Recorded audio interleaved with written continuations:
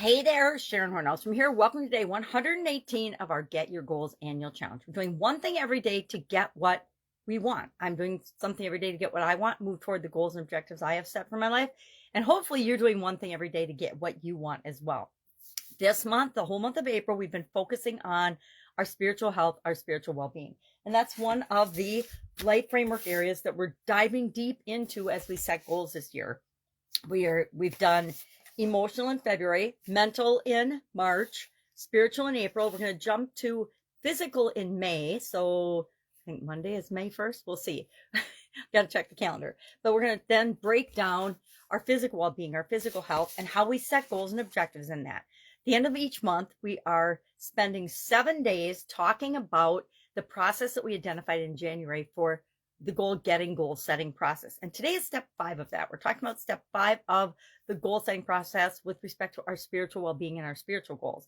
We set a goal a couple of days ago. We turned it into a SMART goal. We told our story and our situation, where we are now versus where we want to be.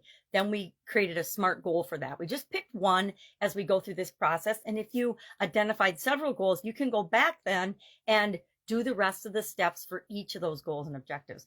I like to choose a maximum of 3 goals for each different life framework area of my life. Sometimes I only have one because it's a big one and I'm working on that. And I want to spend all my energy on that spiritual goal or that financial goal. Other times I'll have 3 different goals going in different areas and aspects of my life. It depends what needs the most work, because every year I reevaluate and I say, okay, from a priority standpoint, how do I rank each of these? And the one with the lowest value is the one I'm going to put the most effort into, provided that that makes sense for what else is going on in my life. So today, our step 5 is identifying milestones and tracking and making and tracking progress, right? We need to dig deep into those areas and have ways of doing it, because things like spiritual goals tend to be very, very intangible and subjective. It's hard to measure them, but there are ways to measure. And we want to do that because what we measure matters. What we measure, we pay attention to. What we pay attention to, we create in our life. So as far as, I need a magnifying glass. So we're going to have a couple action items today. Number 1, we're going to identify some key milestones for achieving the spiritual goal and objective that you set for yourself. And then we're also going to decide when and how often, how frequently we are going to check in on our progress to see, are we achieving the milestones? Are we moving toward what it is that we want? Because sometimes we'll do things and they don't move us toward what they want. They actually move us a couple of steps backwards. And instead of getting frustrated about that, we need to say, well, why did this happen? Why did this thing I think was going to work and move me toward my goal actually cause me to take a couple steps back? And it's usually because there's some unresolved issue in our life or in the thing we're trying to create that we need to address. We don't even need to necessarily fix it, but we need to acknowledge it before we can move on. Sometimes there's a past experience that we've had that we need to let go of, because guess what? It's in the past and there's nothing we can do to change it now except change the way we look at it in order to let it go.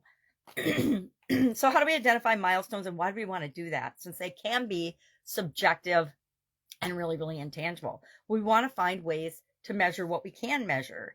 And that can include things like journaling. It can include having a meditation practice where we just think about and consider, as we're meditating, the progress in the direction that we're going.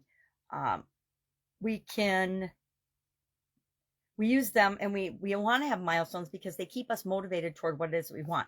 A lot of times when we set a goal for ourselves, especially when it's an annual or longer goal, that's considered a more long-term goal. And we've already done that. We broke it down into pieces, but we need to do that in order to keep us motivated along the way. I don't know about you, but sometimes life gets busy and things get in the way, and I forget about even having that goal until I hit my reminder on my phone that says, oh, you need to review your spiritual goals and your progress today. So that's one of the ways we can monitor our progress. There now are goal setting, goal getting apps online that you can set reminders. You can set reminders on your phone. Pretty much everybody has a cell phone these days, right? Or I don't even know what we call them anymore. They do more than just be a phone. Mine, the least I use my phone for is actually being a telephone these days. It's more my camera, my video camera, things like that. But we want to make sure that we find ways to make it easy and automatic to track our progress, right? If we make something easy, if we make it automatic, if we make it a habit, it gets done. If we don't, life gets busy. It gets in the way. There are so many things vying for our attention nowadays. We have to do things intentionally to create the life that we want. So there's goal tracking apps. You can journal, you can meditate, you can visualize.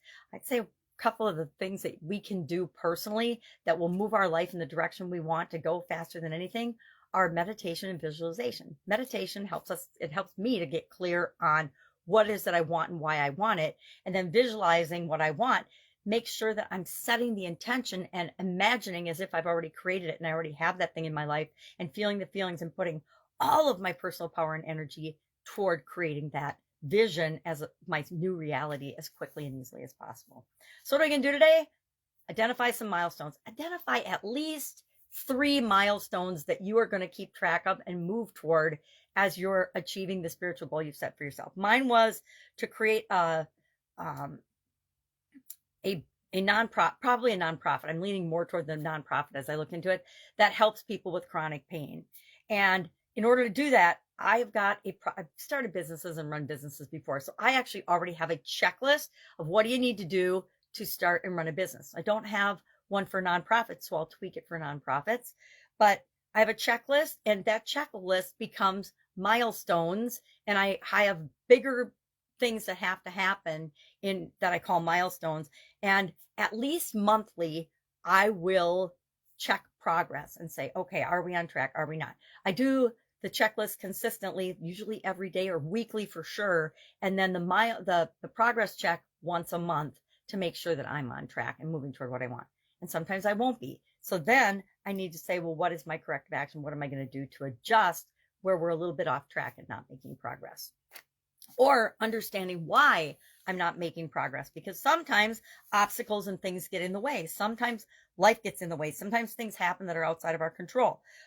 Sometimes lack of motivation. If I notice that I'm not making progress because I'm not really motivated, I have to reevaluate. Is this something that I truly, truly want? And why do I want it? Why did I set this goal in the first place? If it's overwhelmed because I'm trying to do too many things at the same time, I have to really look at my priorities and say, okay, is this a priority? And if not, acknowledge that and accept that. But if it is, reinvigorate and get back on track. And remind myself that I can only do something in the present moment, and I can usually only do one thing at a time, right? Unless I'm delegating or getting other people to help me. Self-doubt will creep in. That's another obstacle to achieving our goals and objectives and hitting our targets and milestones. What do we do for that? Well, maybe we talk to someone. We have a coach or a mentor, or maybe we look for inspirational stories of people that have done something similar to what we're trying to do before. Whatever works for you. Maybe all we need to do is journal and get it out of our system and remind ourselves of all the things that we've done that were successful in the past. That will overcome self-doubt and increase our confidence, which we're going to spend a whole month talking about this year. And finally, we need to pay attention to and make sure we're limiting distractions and procrastinating activities that are getting in the way of us making progress in our goals and objectives. And that might be our cell phones, that might be television, that might be other people, that might be habits that aren't necessarily in our own best interests. Only you know what your distractions are and what triggers you to participate in those distractions. For me, it's often frustration or overwhelm will cause me to go down a path that is either procrastinating or feeling overwhelmed or frustrated, etc. And all those to me are challenges and obstacles to overcome. So our action item today, identify at least 3 milestones and then share the frequency at which you're going to check your progress. Me, monthly progress checks, milestones via a checklist, and I might look at some goal apps because I'm really curious about them. I've never used a goal app, but I'm sure there's like thousands of them by now. So I'm not going to check out thousands, but I might check out a couple today to see if they would help me to track my progress. All right. If I can help in any way, ask. Otherwise, I'll be with you tomorrow. Have a fantastic day.